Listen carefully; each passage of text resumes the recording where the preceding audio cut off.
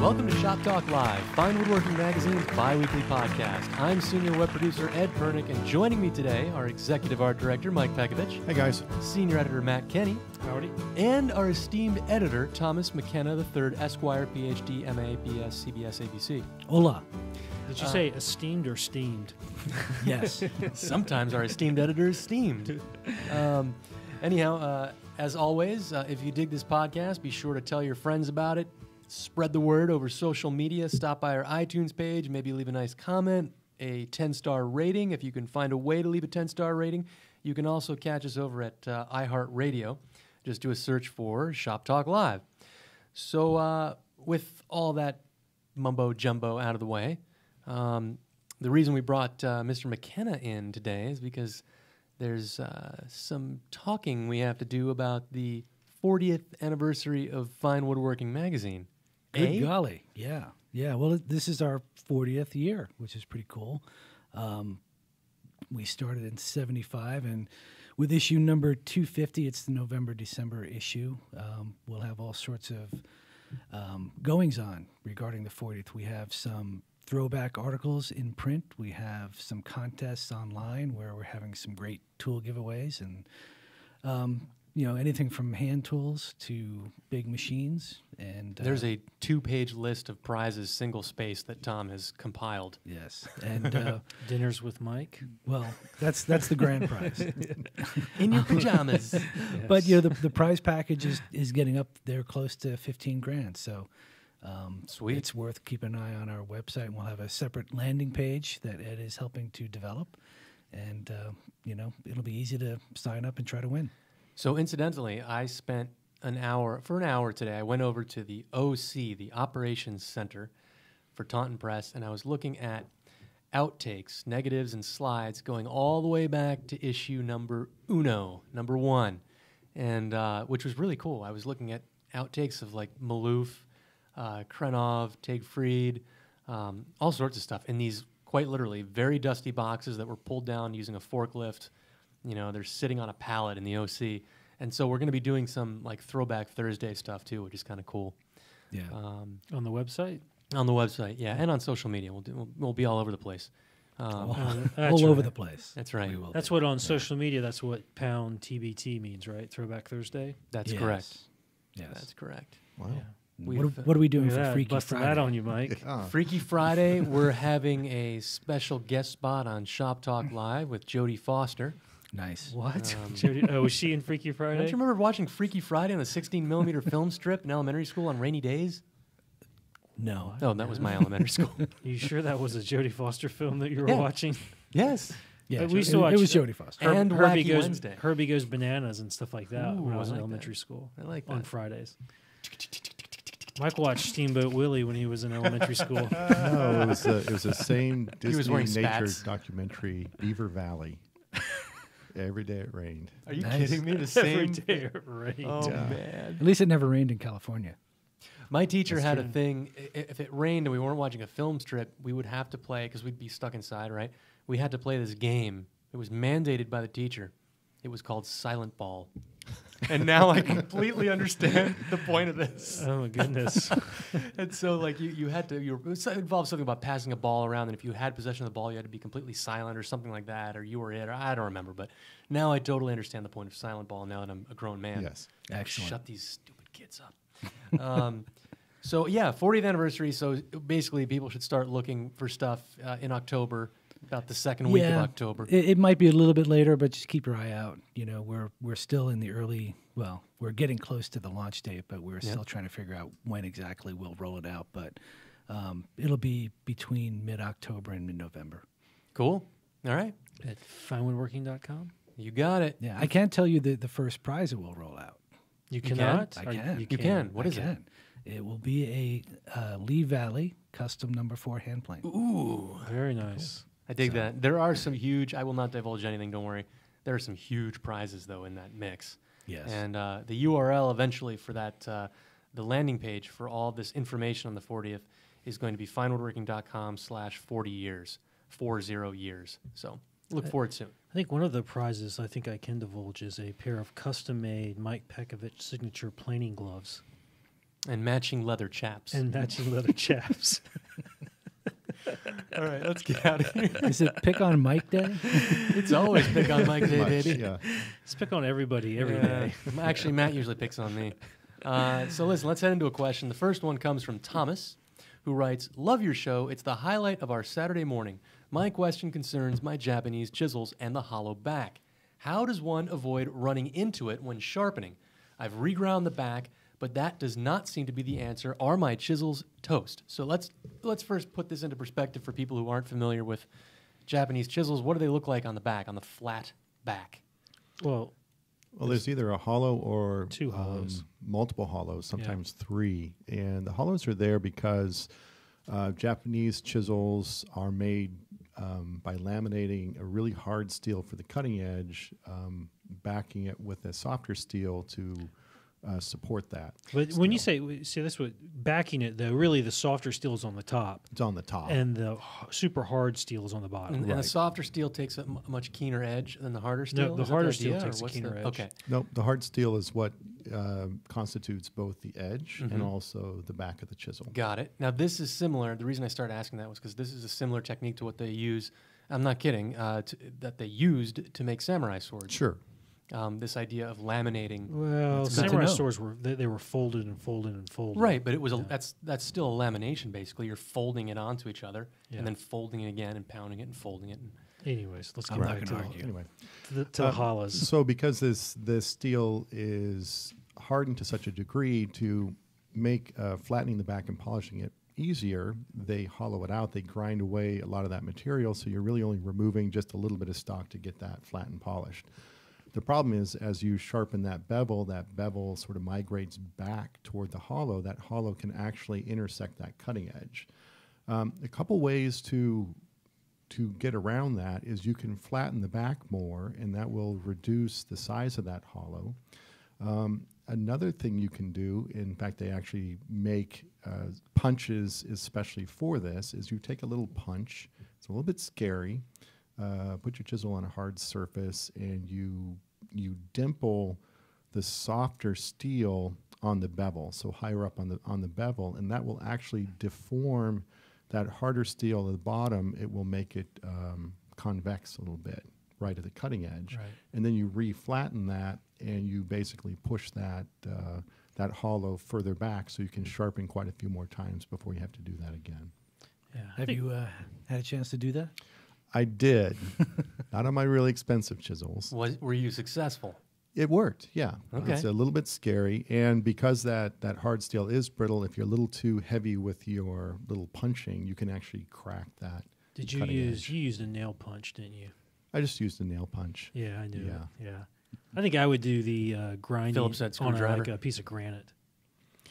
Yeah, just go back to, I'd even say, yeah, I mean, you can use a coarser Waterstone, but it can be a little bit soft. You don't want to dish that out, so I might go to maybe 400 grit sandpaper on glass or granite if I wanted to. Or on your table saw table, joiner tables. Yep. Yeah. If you're flattening that back more in order to effectively bring the hollow back, Yeah. that's a lot of that's a lot of lapping, Not isn't it? really. It's No? a very shallow, It's a shallow hollow. dimple. Yeah. So, it intersects that Okay. surface. And because there's so little hard steel because of the hollow, Yeah. actually it goes really fast. Okay. Fair enough. Nothing's as easy to lap as a Japanese chisel. If anything, on really narrow chisels, like a 1/4-inch chisel, just in flattening and polishing the back, you have to be careful because it's pretty easy to remove that hollow Yes. altogether. So, Thomas, your chisels are not toast. No. And yes, Thomas, there is a Santa Claus. The next question comes from Chris, who writes, "I have a question on hand planing. I'm pretty new to hand planes, but have been having some success thanks to lots of sharpening tips from Fine Woodworking and the podcast. Recently, when I was planing the faces of rails and stiles for a small frame and panel box top, I had trouble with tapering. The middle came out thicker than the ends. Clearly, my technique is off, and I thought you might have some suggestions on how to correct this." So he's hand planing some stock. The middle ends up being thicker than the ends of his stock. Yeah, So I think there's a couple of where's the different pressure going? possible explanations. I'll go from in my mind, I'll go from the least likely to the more likely. The least likely thing that's happening is that, and a jack plane, by the way, is a fine size to be doing. He did say he was using a Lee Nielsen jack. Yes, doing what you're doing. So if you're sending your rails and stiles through the planer and they come out with snipe on the leading and trailing ends, it's possible that you're not actually planing out the snipe, but rather you're sort of following Planing with it. and keeping the snipe in it. I think that's the least likely explanation. The more likely explanation is that when you hand plane, when you start the plane, you want to have most of your pressure on the knob up front. And then as you get more of the plane or most of the plane on the board, you want to even out your pressure. And then when you get to the blade is about, when the plane is almost ready to leave the into the board, you want to lighten up on the front and push down on the tote. Yep. And it's possible that you're messing up that pressure application and that you're applying too much to the tote or the knob at the beginning and not enough pressure to the tote on the trailing, and that you're still pressing down really hard on the front, which could cause that type of taper. Yep.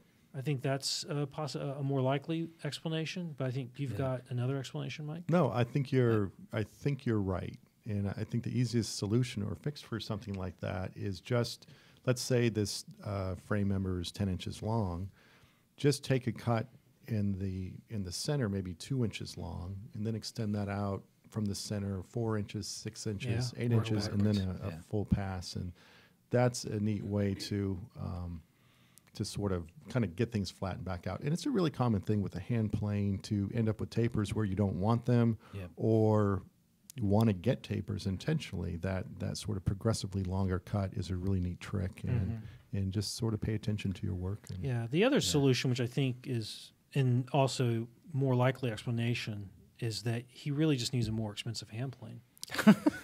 Absolutely. Your hand plane's not expensive enough. You've got to have something. You need to get a Holte or something like that. Then you'll be fine. Yeah, I mean, I've done exactly what he's talking about when I first started using hand plane, and it took a while to get a feel for it. It's And just develop practice, muscle practice, memory. practice. Yeah, I mean, it's just the pressure you're applying has an effect. It's interesting that you, Matt, mentioned the whole thing about snipe, because I'm building a project that one of our later segments in the show will discuss this, but I'm building a project that involves planing these long boards that are about 74 inches long, and they came out of the planer, for rough milling, and they had a little bit of snipe. I'd say it was maybe about 2-3 inches on the end, and so as I started hand planing to do my final smoothing, you've got to take that into account, as you said, right? So it's like you start really soft, because you're trying to engage the beginning of the end of the snipe, rather. Yeah, right? I mean, if your snipe is that long, that's really so long that you should not be starting your hand plane cut on the end of the board, but you should come up and start it where At the snipe. at the end of the snipe, until you have planed that out, and you should stop at the other end where the snipe starts. Right. And you'll see it. I mean, it will gradually disappear. Yes. It's not that big of a deal. Or trim off the snipe. and Or start. and start with a much longer board. Another 6 inches or so on your board. Another extra 3 feet of board. Yeah. Just cut it down. Listen, milling by yourself a 6.5 foot long board is a real pain. Well, I leave all my lumber as long as possible when I'm planing. If I can plane a 12-foot board, and then I cut that up into 6-inch long pieces, no snipe. That's right. And you just took you have to buy an 8-quarter board to get 4-quarter boards out of it. All right. Well, I say we head into our first segment of the day, and that's going to be all-time favorite technique of all time for this week, where we sing the praises of our most beloved, cherished, and sought-after techniques to the tune of Matt. I have no idea. Don't you what know you're your talking classical about. music? I said it last podcast. How many times have I told you I do not It's listen to the Tchaikovsky's podcast? Romeo and Juliet suite. Oh, I don't Come know on, the sound people. effects. Can you hum a use. few bars? All All right. right. And the last of our listeners is now That's gone. right. The last of the 6 listeners has left the building. So who's going first? Should we go by... Not it. Okay. I don't care. I'll go first. Go ahead. We'll We go. just We'll go go this around the direction. table? There you go. All right. I'm pulling a little bit of a Remember, Pekovich this week. this is primarily an audio podcast. Still, Matt, describe this stuff. So Okay. my technique this week, it's really a technique / tool, and it's milk paint, which is something I've been using a lot of this year as I'm making all these boxes, and I like it because one, if you look in the pages of Fine Woodworking and you look on internet forums, mostly what you see is just everything is naturally finished wood. Oh, lots of brown. Whole lots of brown. Yeah. Yes. And there's some staining going on. And I have always really liked bold colors, primary or basic bold colors. And really, I think what really got me going on this was I was up at Hancock Shaker Village, and up there, one of the rooms in the dwelling house, they were able to find the original paint underneath layers and layers. Yeah, right. And they did research on it to figure out what was used to make these different paints, and then they reproduced them, and the colors are unbelievably bright. Like acid bright. Yes, Yeah, like mustard insanely yellows. bright. Yeah. If you were left in that room too long, you go insane. It's crazy. And so I started to think more about using color in the stuff that I make, and I really everyone likes the way milk paint looks. It's beautiful. So when I started making all these boxes, I just started using milk paint in a more prominent way. So this is one of the first boxes I made as I was doing the 52 box thing. Describe. It's just a really small little box, and it's rectangular, and it's a cherry body.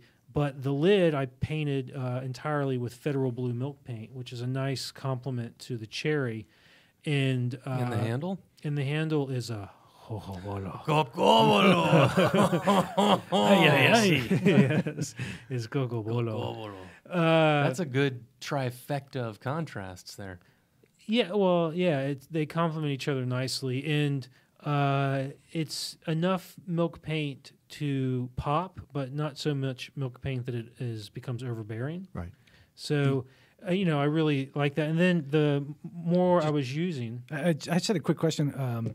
Since the Cocobolo is not painted, did you install the handle after you painted, or did I you did, mask it off? yes. Yep, I installed the handle afterwards. And then you can also do something like this little 2-drawer box, which has a quarter sawn white oak body, and then on the front there's 2 drawers, and there's a nice walnut divider between them. But the drawer fronts are painted with Lexington green milk paint that's been lightened by mixing it with some white milk paint. But And the pulls are of particular interest. Describe those. we're talking about the milk paint. I know, but this is kind of neat. I like the... So the pulls are little key rings that have been wrapped with hemp twine, and then they are attached to the drawer fronts with some cotter pins that I blackened using some really caustic chemicals that I got from Mike. Gun bluing? No, it's like gun bluing, but it's not gun bluing. It's lead. It's is that acid etch? chemical patina for like stained glass solder. Right. and stuff. This box, by the way, so this measures, if you had this on top of your, writing desk, it's like 3 inches tall. It's like, 14 The body wide? is, the box itself is 12 inches long Okay. and 2 inches tall, Okay. and about 6 3/4 deep. So, Matt, you are a fly fisherman. Yes.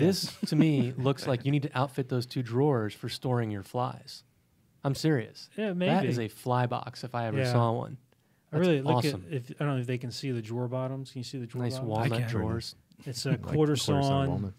walnut, air dried. Never. It's really beautiful. What I like about the way you use milk paint is milk paint. It's kind of a traditional material. So we think of Windsor chairs or shaker or country furniture, but you just use it independent of its kind of like original stylistic connotation, and you just bring it into your own work in a contemporary sense. And the way you combine that, you're not painting the whole thing, but I like how you're accenting the natural wood selection with the milk paint. I think it's really cool. Yeah. I'm a big fan. You always Kiss Matt's describe the butt a stuff little I more. do far better than I can. but here, on this box, I did mask off the top and the bottom, and then I just painted the edge. The edge of the lid Just is the a edge of the yellow lid. ochre. Yeah, it's a marigold yellow is the color. Okay. And so it's just a nice little accent to pop it instead of using, you could have put a pull on that or something, but this it's like yellow. It's pick it up here, Cool. And then I also started discovering things like, this box is apple, which is a gorgeous wood in and of itself, but just alongside this nice custom green that I make by mixing some other colors, you get a really nice balance between the naturalness of the apple and then the I don't know how to describe it, just the green. It's a nice combination. And it's a cool technique because I know as furniture makers, we love wood and the natural colors of wood, and I do too. But there's more to beautiful furniture than just the grain or color of a piece of wood. Hey, I know. hey, you mix these in small batches, right? And how long? Yes. What about the shelf life of milk paint? Do you Well, know? the powder lasts forever as long as you keep moisture out of it, Right. which it really isn't Zip hard. it up I just tight, put it in a tape Ziploc bag. Once you mix milk paint, you've got about 24 hours. And as the longer it sits, you have to keep adding water to it to keep it at the right viscosity. But if you're going to keep it, say, overnight, I usually put a top on it and put it in the refrigerator, and it stays just fine. Okay. But it's something I've been doing more of, and I really like it. I imagine that I'll make stuff in the future that doesn't involve milk paint, but I don't know. God, I I hope love so. it so much. All right. Maybe I'll start making egg tempura paint. Is that what it is? I'm saying that wrong. Tempura. Tempera. Egg tempura. Egg Yes. tempura Egg tempura. is what I get at the sushi place. Yes. Do they make egg tempura? They do, right? Egg sushi? There's like egg sushis. I like quail don't know. eggs with the little salmon roe on the little seaweed wrap. Little Mike finger eats them in rice. a little egg Nice. cup too. What do you Very like, British. Louis the 14th. I like to eat quail eggs with sushi with caviar on it. With his pinky up, of course. Absolutely. He learned that from Mark Schofield. All off the body of a dead alien. It's like who eats that stuff? Incidentally, you weren't serious, were you, Mike? What? Yes. He was Really? serious. Jeez. Excuse me. Get some culture, guys. Come on. So mine came into play because I'm building a. People have heard that I think I mentioned in the podcast. I'm renovating this little apartment on my property, and there's a sleeping loft, and it's the ceiling height is kind of low, so you can't put a regular bed in there. So I thought, well, I'll put like a platform kind of bed, which I decided to basically build a big dovetail box. Okay, so when it came down to, I laid out the tails on the long boards, the two like 75-inch long boards, and like, well, how the hell am I going to cut this accurately and easily? Because I can't just put this thing in a vise and saw it with my dovetail saw. So I thought, well, we'll do it at the bandsaw, and I'll take a tip that I learned when I was doing the video workshop on dovetail joinery with Stephen Hammer, Detective Stephen Hammer, sorry. Private eye. Private eye. So Stephen, when he cuts, one of the ways he cuts dovetails is with this jig. If you're just listening to the podcast, imagine if you took, this is maybe a 16-inch long hardwood board. It's about maybe 5 inches wide, 3/4 thick.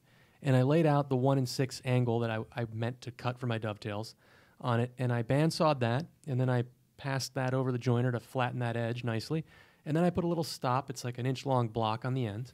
And what this does is the edge that is not angled rides against your bandsaw fence, and then your stock that you wish to cut dovetails in registers against The that tailboard. that your tailboard registers against that angled edge, and then it stops over at the stop block I glued on. And you just go in there and you just saw perfectly straight, square tails. It cuts the sides of the tail at the right Yeah. angle. And so you do through a combination of, you set up the saw for the first cut, you cut all 4 ends because you're doing two boards, 2 ends each board, right? And then you set up for the next cut, and so on and so forth, and you end up with these just perfectly sawn tails, and it's awesome. It's absolutely awesome. This is how I cut probably 95% of my tails for dovetails. And the other thing that's nice about it is that you end up with perfectly symmetrical Yes. dovetail tails because you're flippy flopping it. Yep. So to cut them, and you can still do asymmetric dovetails, but it's trickier because More finickiness involved, I guess. Right? well, when you're doing symmetric dovetails, you just have to lay them out on the end of one board on one side. But if you're going to do asymmetric, you have to lay them out on the end of a board. And you have to lay them out on both sides because you'll end up having to cut some of the tails using the board flipped upside down. It's anyways. Well, you do have to do so with this setup. You do one set with the board, one face down, and then when you Yes. do the other side of the tails, you do have to flip it. Sure. But all Yeah. I do is just, I just bring the line over the end grain, and then I make a tick on the opposite end of the board, just so I know where to align my saw blade. It's not a big deal. I'm not really marking the whole thing. You don't need to do that with symmetric dovetails, but with asymmetric, it's not worth getting into. But it's different, but it works fantastic. Like you, I love it. Awesome. So you're left with basically two saw curves which define Yes. the edges of the tails. How do you clean out your waste? Do you cope I and chop? coped it, and then I actually just did what you often do, Mike. I had a roller stand set up a few feet from the bandsaw because it's such a long board, and I was actually just going as close as I could to the scribe line and just going, left to right, like nibbling away Right. the rest of the material, and then just chisels. But now I'm at the point where I've got to transfer onto the tail board, the pin board, and then the pin board's only about 54 inches long because it's the width of the bed now I'm doing, right? So that I think I am going to just put in the vise, and I think I'm just going to stand on or kneel on top of the bench and just use my dovetail saw and just get her done. Take photos, please. I feel that's too tall. Like I could put it on a table saw sled that has an angled fence, but it's like that's too tall a board to Yeah. do It's a lot of safely. work, It's too. tough. Those big pieces. There are things you could do to if you wanted to not do it by hand. Like when I just Probably do it at the bandsaw. I just made the cupboard I made for the magazine. I had pins on the sides which were around that tall, 51 and a quarter or something Okay. like that. And what I did to transfer them was made an L bracket that clamped to the sides. The top sat on the top of the L bracket, allowed me to transfer it. And then I left the L bracket up there and was able to route out between my pins. Yeah, that looked like it worked Oh, out I really like well. that idea. Issue Yeah. 250. Yes, Ooh. 250. It's That's a about to great come idea. It's already at the printer. Yes, it'll be in home on October 13th. Yes. But how did you? Well, that gets rid of the waste, the bulk of the waste in between. But how are you doing the establishing saw curves to establish where the pins are? He doesn't. I don't. You just do it all. I like Stephen Hammer because I actually photographed that article, Half Blind Dovetails in Half the Time. Yeah, I did the photography for that. And it's actually because you're routing in end grain, the router doesn't go all over the place. So it's very easy to control, and you can route right up to I use pencil lines to transfer, and you can route right up to that line. And usually I have about 3 minutes of pairing to get the joint to come together. I'm doing it. Thank you. It's a problem is there's like a billion Yeah, ways just to to cut cut a dovetail, and they all Yeah. work. So Yeah. pick your poison. Jump right in. Yes, absolutely. Well, Mike, This is most likely a favorite technique of all time that I've used in the past. It's an eraser. I'm my hair. no My this hair. technique that I've been putting to use this week is full size mock-ups. Now I know I've mentioned that in the past. all right, I dig So this. I'm doing a Krenov style case on stand, classic piece. Okay.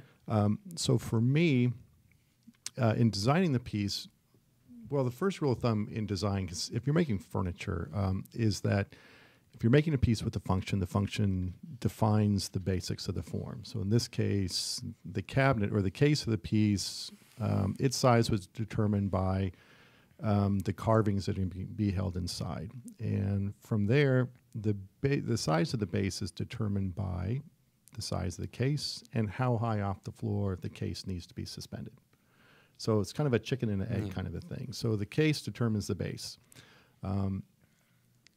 That said, when you really come to size the two together, I find that to get it just right is really difficult. So although the base is determined by the case, I once I knew how big the case was going to be approximately, I built a base. The base So that came first. determines The case? the case. So What is that? And loving it. no, the case determines the base, but you build the base first. Got it. Okay, so this is where my full-size mock-up Got comes in. it. This is my Bill Cosby. I have some visual Oh, stay with the mic. Stay with the mic. presentation here. So what I'm holding up is a 11 by 17 piece of paper, which shows the base that I started out with. Ah. And then from there, I mocked up a case out of 1/4-inch pieces of MDF. And I was able to dial in the size of the case in relation to the base to get the overhang, the reveals, everything just right. And from there, what I was able to do was on the MDF front of the case, I'm having a glass door, and I didn't know how I wanted to divide it, whether 2 doors, 1 door. So I was able to use multiple fronts and just with a Sharpie draw on different configurations of how I could lay out the front of this case. So from there, and this is what's really, really cool about full-size mock-ups, is you get something where it's proportionally looking right, but in your shop, there is no sense of scale in terms of how this piece of furniture actually looks. You'll build something, it'll go in your shop, it looks right. You bring this coffee table into your house and you say, geez, that's really big. How did this happen? So I brought my full-size mock-up into the house, and I have holding up a second sheet of paper where I basically put it in the house, put it in a corner, and then forget about it. And Obsessive compulsive. I'm holding up a second piece of paper, which has so it has a series of 4 photographs of my full-size mock-up, which is now in the house in the corner by a window, and you get a sense This is of. a great idea, Mike. I know, I'm dying.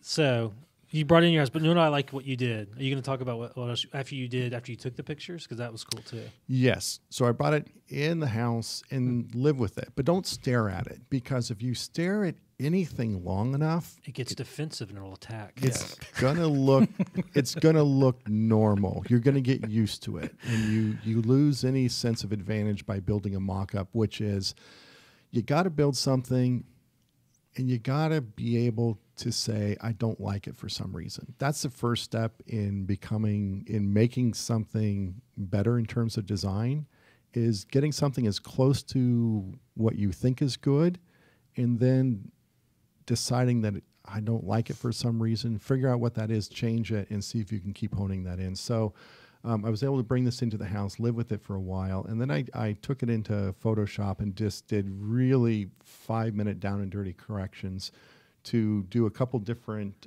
glass door treatments with some grid work, changing the color, popping it against the background, and to really dial in the design. And then once I got to that point, now I'm on to actually building the case itself. It's glued up. The door frame is glued up. I'm getting ready to do my grid work with a pretty good sense of how it's going to look, without a lot of stress of, am I even going in the right direction? So full-size mock-ups. Requires Bring them in the house. As long as you don't have small children.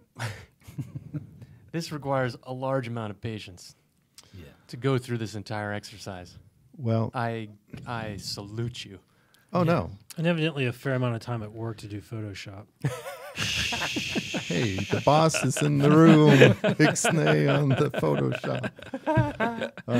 Yeah. Well, actually, the embarrassing thing is some of my full-size mock-ups, they actually get put to use in the house for an indeterminate amount of time.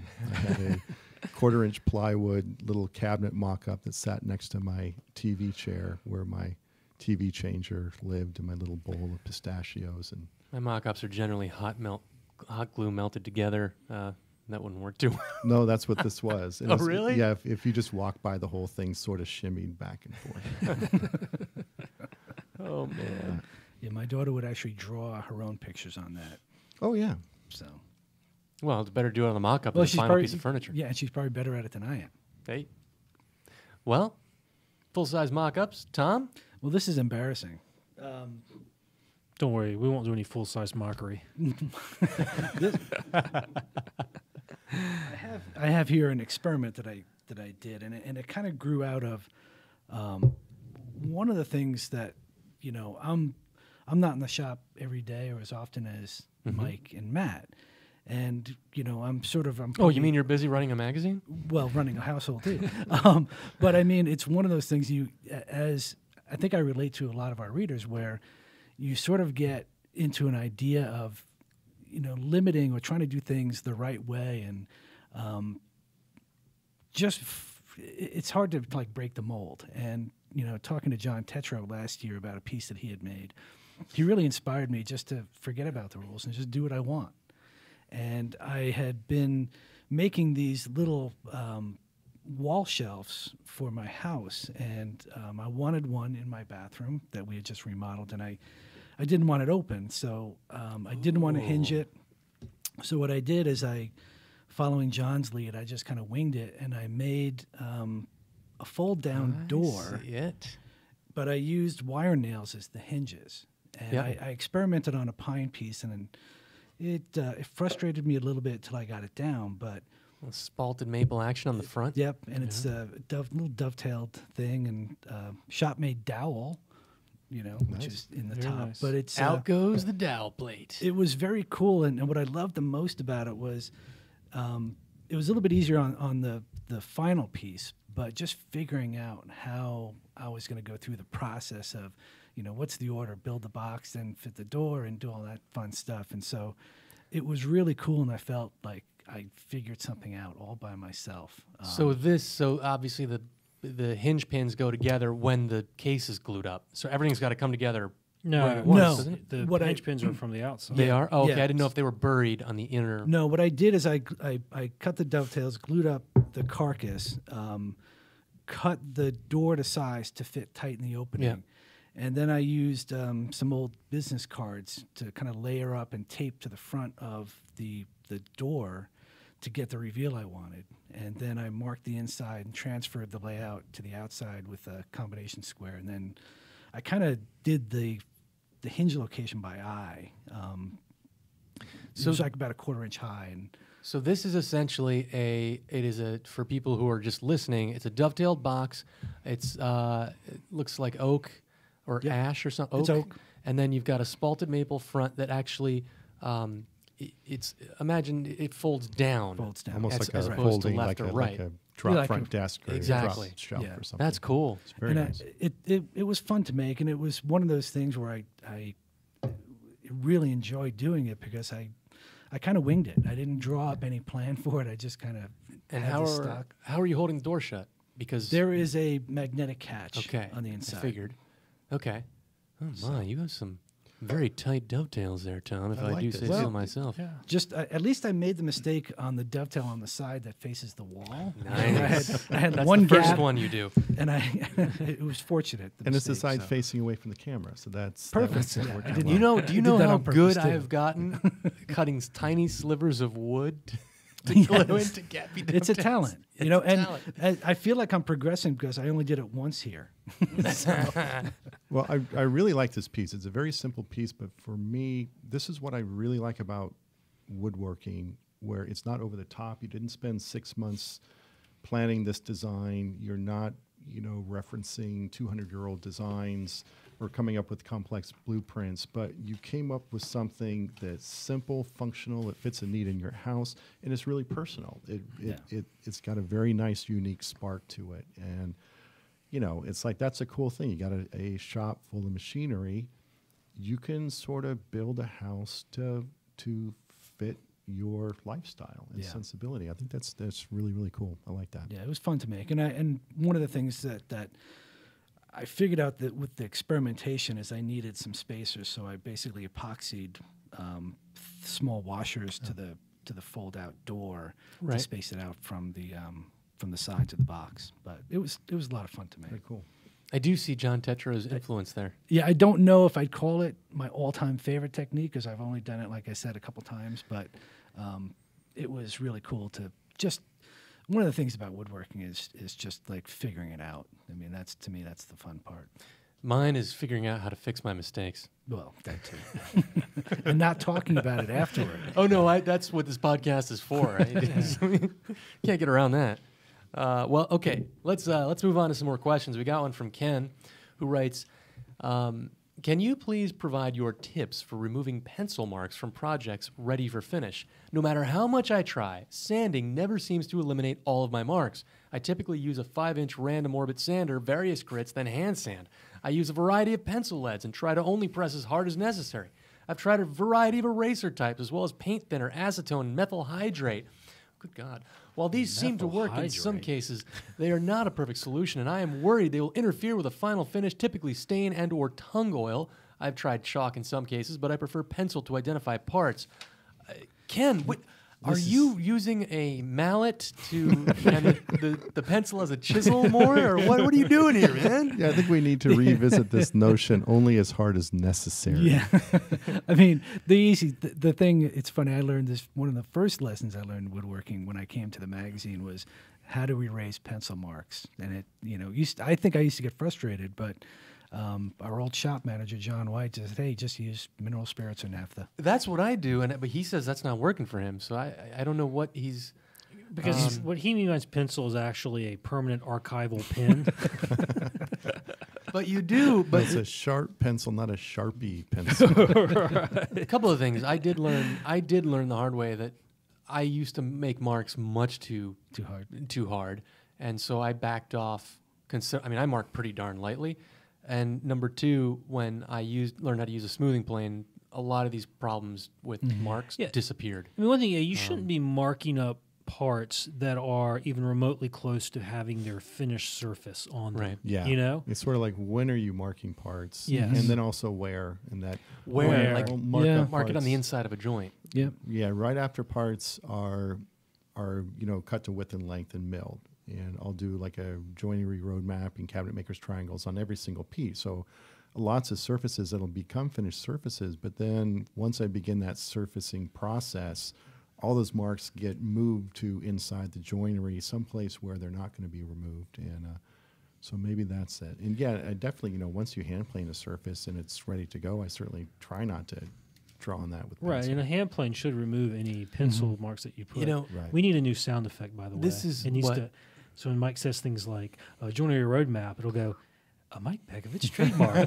Ding! This is reminding me of so Matt always makes fun of me because when I was in hard news, when I was in journalism, I had my byline was my middle name, and there was which is Gabriel, right? And there was a very specific reason for this because I used to cover Cuba a lot, and I have a lot of family there, and I didn't want people putting together who I was, and then my family would get in trouble down there. So when I started woodworking seriously, I just kept signing things with my middle name because I was used to it, right? And Matt always makes fun of me like, "Oh, it's Gabriel." Oh, right? That's not what I say. I'd like to say... I say it's Gabriel. That's right, because he tries to make it with a Spanish accent. So I would like to address Ken. Ken, when Gabriel produces a piece of fine furniture, I actually leave all of the marks visible. And then I varnish over them because these are the marks of Gabriel. These tell you that it is a true, unique, original Gabriel piece of furniture. So I tell you, Ken, you keep the marks on the furniture. I'm very suspicious about this question. Here's why. Okay, go ahead. Recently on a Friday night, I was sitting on the couch watching TV. Drinking too much? Well, not too much, but drinking. Just the right amount. And I get a text message from someone we all know and like, a former editor from the magazine named Ken. Huh. Okay. Oh, really? Was he wearing a turtleneck by any chance? Well. And he asked me, how do you get pencil off of wood? I swear I am not making this. And that's hilarious. Yeah. I said, an eraser? I get, but I said mineral spirits are hand plane. That's how you get rid of it. There you go. Yeah. All right. So next question. Whoa. Okay. The next treatise on woodworking comes from Rob. Actually, no, this isn't the treatise yet. This is from Rob. So Rob writes, I am a beginning woodworker and am slowly building my collection of tools and techniques. My biggest issue right now, apart from inexperience and lack of a jointer, planer, and bandsaw, is that my workshop is outdoors. This spring, we're going to be tearing down an old rotting shed in our backyard and building a workshop. In the meantime, when I want to do woodworking, I roll out the power tools and get to work.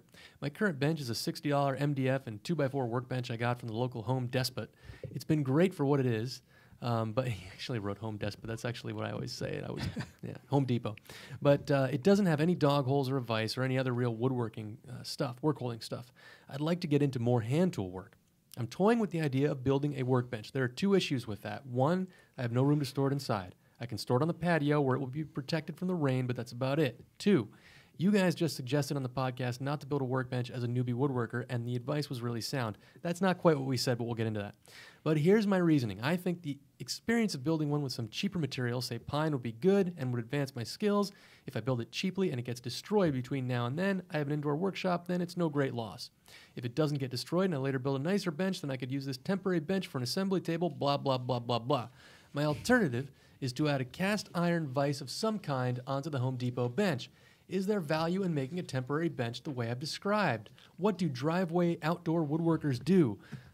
Well, first off, I would almost say they don't. They don't. Cast iron is, though, rust proof, so I think that's okay. Oh, yeah, absolutely. Get yourself a stainless steel bench vise. Well, Has you tried the picnic table? No, he has a workbench. He has a, well, he has one, yeah. yeah, I mean, okay. So a workbench is really just a table that's sturdy, Yep. that doesn't rack and doesn't bounce up and down when you try to bang on it. So if your Home Depot bench is sturdy, cool. If not, yeah, go to the home center, build something pretty quick that's really beefy. And in terms of if you're fairly protected under the patio, just throw a tarp over this thing when you're not using it.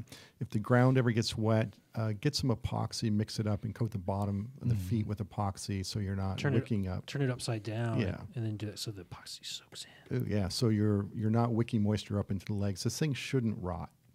And then the vise is an issue, but maybe instead of attaching a vise, I just thought maybe, make yourself a little sort of Moxon style twin screw vise that where you need a vise, take it out, clamp it onto the bench. You can do all your holding, clamp down some stops, drill some holes for hold fasts, and use a bunch of bench hooks. And you can use it as a workbench.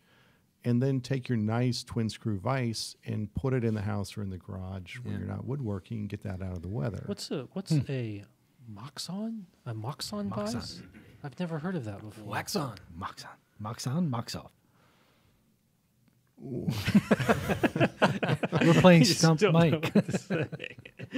I'm just kidding. Of course, I've heard of it. Okay. Everyone knows where it is. So this fellow says that he's going to be building this little workshop in the spring. We are now in September. If it were me, to be completely honest, I would just wait for springtime. Yeah. This just seems like too much of a pain in the rump. It depends where you live. If you're in California, you have a nice patio. Yeah. It's You can do it year-round year-round. outdoor woodworking. That's what Anatole is doing. Our former Is he really? editor and publisher. He's Outdoors? got a little outdoor shop. So here's if he's not, say if you're in New England and you can only have an outdoor, or you're somewhere where it's wooded, and you can. Here's what you do: you're doing the wrong kind of woodworking. Be a bodger. Yeah. We don't need no stinking bodgers. Well, wait though. If he is in a climate like that of New England, the other thing is how much woodworking are you going to get done between now and spring? Because it's going to get mighty cold mighty quick. And he you're not must doing not anything. be. He must be somewhere where you can. So if you are in California where it's dry and I guess that makes sense. Yeah. You could get away with this. I didn't hear Yeah. basement mentioned in that question. No. yeah. So maybe, yeah, exactly. Maybe he is in a place like California or Arizona or God knows where. But to get back to the point I was making, it's actually a good advice that, Mark Schofield used to work here. When he lived in London, he did what he could in his apartment, which was he did a lot of veneer work and marquetry. That's all he had room for. So if you live somewhere and you don't have room for an indoor shop, well, do stuff that you can do outdoors, which would be green woodworking.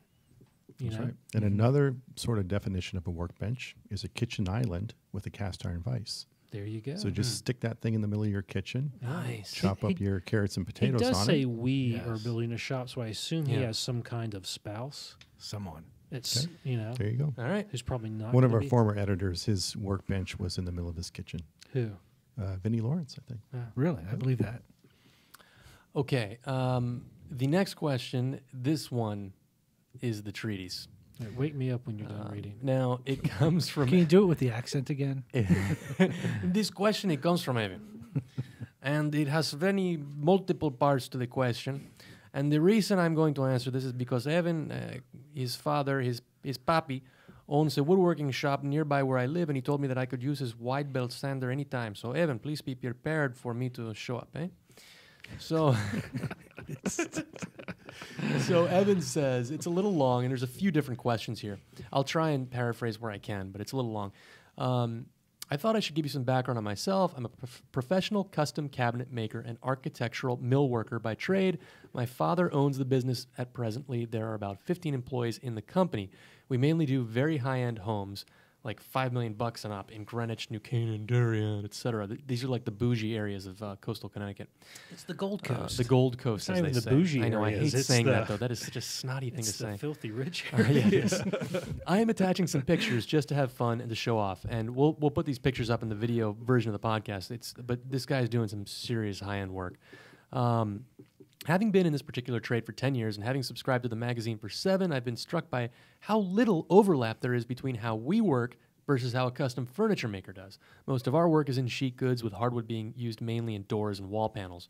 All the hardwood we buy comes in pre-milled, and since we have a wide belt, which I'll be borrowing at some point, Evan, we hardly ever joint our woods. With that being said, my true love is furniture making. This brings me to the first question. My desk, you're going to see a photo of this. If you need to, go to the blog post. My desk is mainly made out of Honduran mahogany with tiger maple and walnut inlays. Now, gentlemen, I'm going to flip to the pictures because you should see what this gentleman is talking about, because he's apparently an accomplished furniture maker. This is what we're talking about here. Sort of a federal Okay, style, he's right? got a Mike? federal style Yeah. writing desk. Very pretty. Very, Okay, look very at that. nice. Look at the work. figure nice. on this mahogany over here in his drawer fronts. The figure is very reminiscent of really tight tiger maple Exactly. on mahogany, though. So let's get back to the distinct tiger striping, curly figure to the mahogany. I've only seen one board of mahogany with this type of figure in my life, and it came in a regular load to our shop. I actually used the board as the solid pieces not sawn into veneer for my drawer fronts, the beading around the fronts, as well as miscellaneous moldings in the piece. My question, does this type of figure happen often in mahogany? And if so, where in the world can you get it? I do not think that it's very common, because I haven't been able to find it online. And secondly, what causes this type of figure to happen in any tree, maple, birch, etc.? How can you tell from looking at the log or outside of the tree if it'll have any type of figure to it? So, so first part of that is, where do you find this stuff? And Matt, when we were talking about the podcast ahead of when you, Mike, and Tom came in, Matt actually had a very interesting point to make about that. Yeah, you, Evan, don't find this type of wood. Yeah. I don't find this product because this wood never, ever makes it to our level of the marketplace. It's bought by veneer companies, and it's only, I would guess that it ends up in things like multi-million-dollar yachts, private jets, Bugattis, fancy car, fancy cars, Office boardrooms. office There you go. boardrooms. Yeah, it's used at. It just never trickles down. The best Yeah, veneer your never $5 million trickles down. homes you're bragging about, Evan. That's chump change to these guys. Chump change. Yeah, they're spending $5 million on the veneer alone in these bathrooms that they're Spent doing. $5 million on their toilet paper. That said, in sort of unsorted lumber, you can find that odd board. Yes. With crazy, like, what is happening? Like at Home Depot, I'll go over to the meager hardwood section where they got a couple maple and red oak boards. Yeah. And I'll sort through the maple because it's the cheapest source of really highly figured. But you'll find one 1x2 that's incredibly figured with tiger stripes or even bird's eyes. But it's like one little board. It's like, what do you do with this thing? I got lucky at Home Depot once, many years ago. I'd gone there looking to buy some maple to build a bookcase, and I found a whole stash of tiger maple in that bin. I bought it all. It was all it was 1x8s too. I bought every little piece. And I made a bunch of things out of it. I once found a piece It was of red oak that had amazing whortled heartwood. I think if I stumbled across a board as that highly figured, which was an expensive species like Honduran mahogany, I have to say that I think I would have used it in veneer form instead of using it in solid form in order to stretch it. They're drawer fronts. They can. Why not veneer it? Speaking about mahogany, an amazing figure.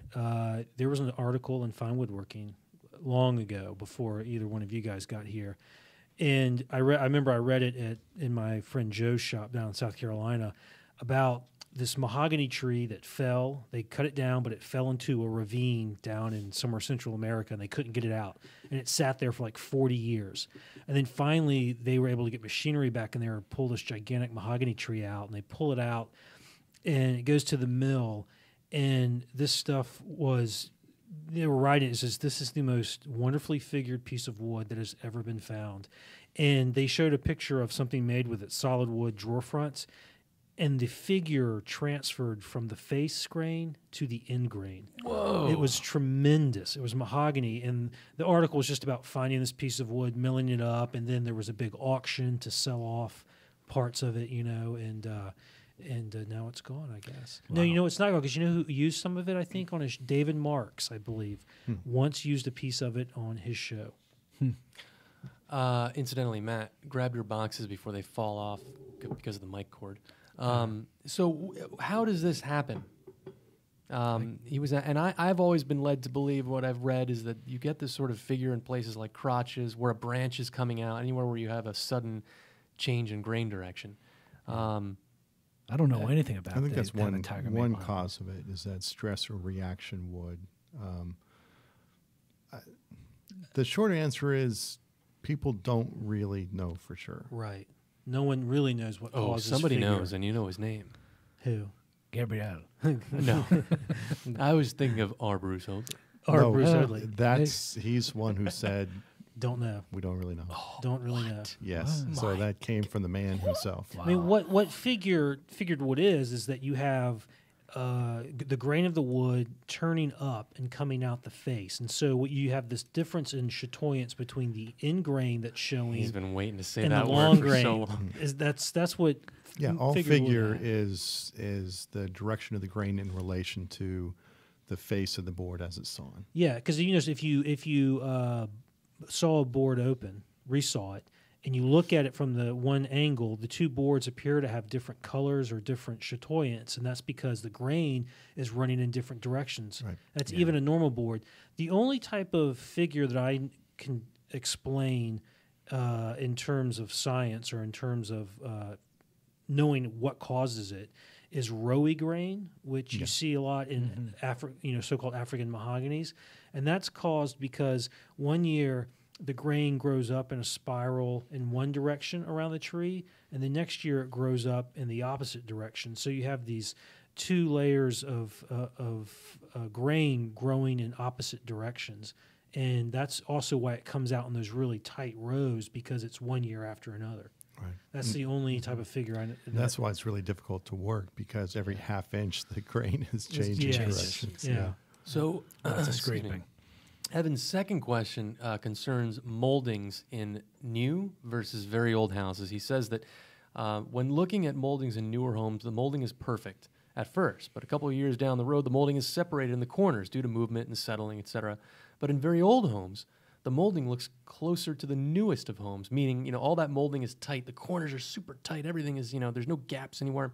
My question, how long in its life does wood move? Is there a point 10, 20, 50 years down the line, if the piece is still in the same environment, that the wood has totally acclimated to its surroundings and stops moving?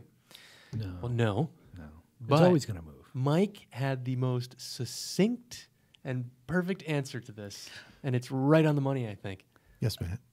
Before we go to your answer, let me say this about the wood does eventually acclimate to the environment. Yeah. However, the environment's moisture levels are always changing. Therefore, the wood is always acclimating to whatever the current moisture level is. Therefore, it's always expanding and Right. contracting. And the majority of the wood movement is going to happen probably within the first couple months if the wood has been stored in wet circumstances or something, and it comes into a house Right. and it dries really quick. Sort of like, when they advise you when you're installing hardwood flooring, how you bring it into the house and you let it sit around for a couple of weeks. Yeah. But I think a lot of this has to do not so much with the movement of the wood, but the way that the millwork is joined at the corners, where Today, more often than not, you're just mitering the corners as the two pieces come together. And as they move or shrink or the walls move, you end up with a gap if those boards come apart at all. When traditionally, especially on inside corners, instead of having a miter, one piece is coped to fit the other. So, you would have one piece running all the way to the wall, and the second piece would be scribed and sawn as a mating piece. So as that board tends to move, that joint doesn't open up. So it might be more of a function of the way that the millwork is joined as opposed to the stability of the That'd stock. especially be true of cove moldings. Yeah. Yeah. All right. So the last little question he had, and I'm going to read this one in its entirety because it's kind of funny. At least it starts out that way. He's reached his quota of questions Yeah, for this the is year. it, man. You fire up that belt sander. He owes you big time. Yes. Oh, yeah. You need to take like a tiny butcher little piece of block. wood over there to run through the belt sander. My favorite aspect of your website has to be the video workshops. The most recent one with Ed's boyfriend, Tim Rousseau, is the best produced and best looking so far. Good job, guys. In the second or third segment, Rousseau is drilling holes in the short arm of the pedestal for the screws that will hold the top. He was building a pedestal dining table. So he's drilling holes that will hold the top to these arms. He starts with a Forstner bit and drills a series of holes to create a channel for the screw heads so that the top can move across the grain. He then switches to a twist bit to create the channel that the screw shank can go through. As can plainly be seen, and he even says so in the video, the twist bit will wander while trying to create the channel, whereas a Forstner bit will not. Why use the twist bit at all? Why not just use a very small Forstner bit? What's the deal here? So we had been talking, actually, I can start this off, because we've been talking with Asa, who produced that one, that video series.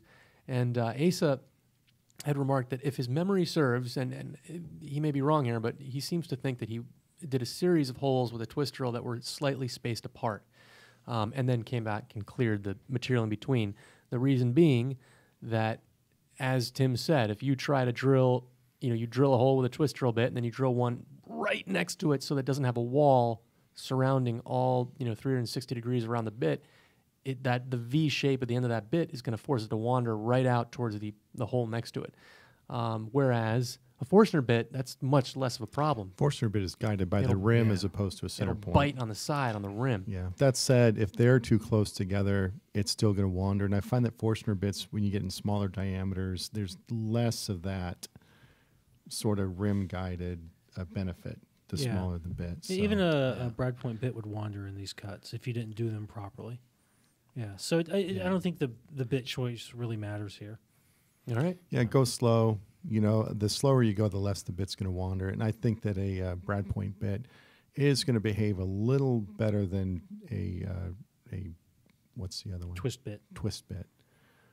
He wasn't creating a counterbore for the screw heads. No, with he's- the Forster bit. well, He already did that. He already He did did. that with a All right. larger. Then he was going across to create a slotted hole with a smaller bit. So I mean, the reason why a Brad point bit would work better is because you have that point Yeah. to start the cut. Yeah. You can put that into the little bridge between the two holes, yeah, and for example, and Just like that. All right.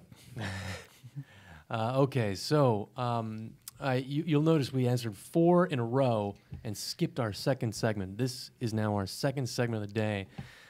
Breaking news theme here.